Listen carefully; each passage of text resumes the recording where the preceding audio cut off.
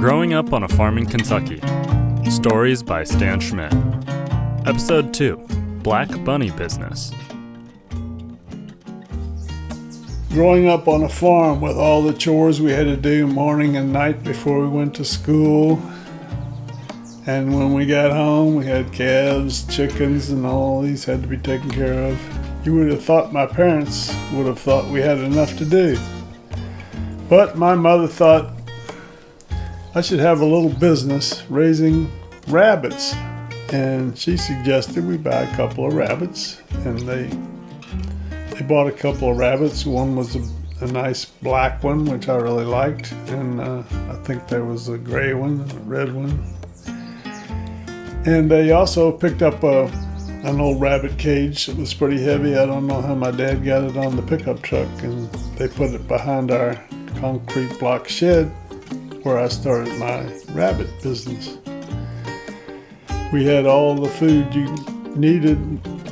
We bought a few rabbit pellets, but we had oats from the oats crib, corn from the corn crib, and hay from the barn, all we needed to raise rabbits. So my overhead was practically zero, and I didn't have any of my saved money put into it. So I thought, well, sounds like a pretty good business.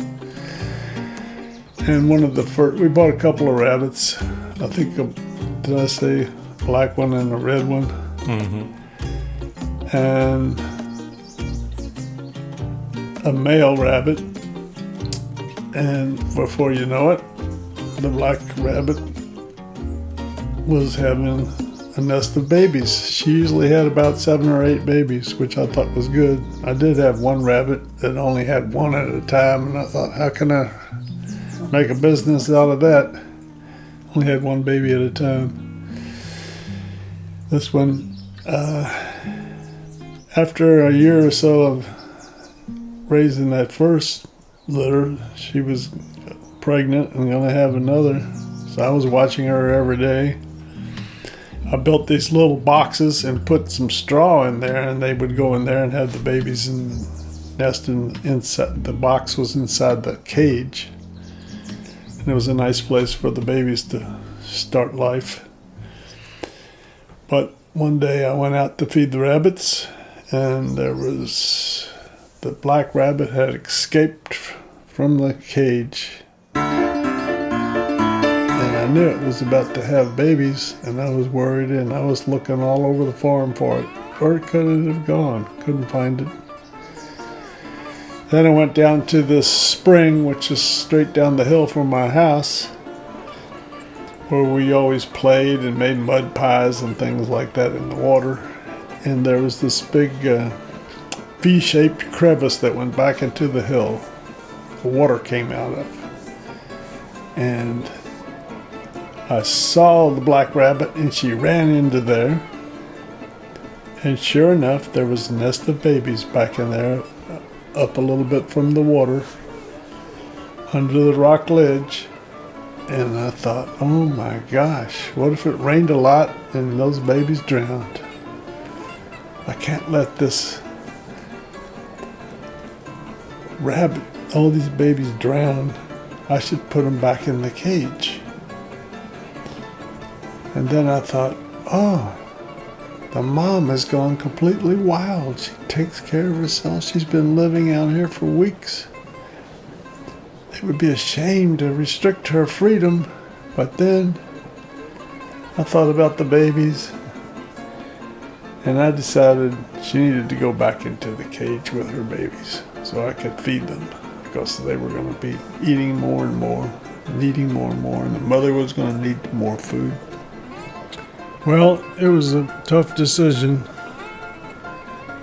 but I decided if I was going to have a business and make any money, I needed to have the young ones in a rabbit cage, not running out around the fields wild. So I started chasing the mother rabbit, and she ran like crazy. And I finally cornered her and grabbed her, and when I did, she yelled and cried like a newborn baby. I felt like I was pretty wicked, terrible person for And I realized how much she loved her babies and how much she feared what I was going to do. But I grabbed her and put her back in the cage and got all the babies and bundled them up and took them back and put them in a little box in the cage. And she took care of them and raised them up. And I built up my business and made a pretty good profit since all the costs were free. I had free food, free hay and grain from the barn. And it was a good business but I don't know about a business model. Anyways. Do you remember how old you were? I was probably about 9 or 10. Did you sell the bunnies? Yeah, I would, around Easter, I would put a sign down on Taylorsville Road for bunnies for sale. And people wanted to buy their kids a little rabbit, half-grown or three-quarters grown rabbit for Easter. So they would stop by. And the white ones you could dye with coloring and have an Easter rabbit. And so I sold a lot of white ones around Easter. People would dye their bunnies? Like fur? Yeah, dye the fur with a little food coloring or something if they wanted a green one or a blue one. That's funny. At least that's what I was told. I never did that myself. And it was a pretty good business. How much would you sell each bunny for? Oh, about $2 or $3. Which is a lot of money for somebody like me. You could buy a lot of ice cream cones at 10 cents a cone. Right, not back in 1955. 10 cents for a double dip, a nickel for a single dip ice cream. Right.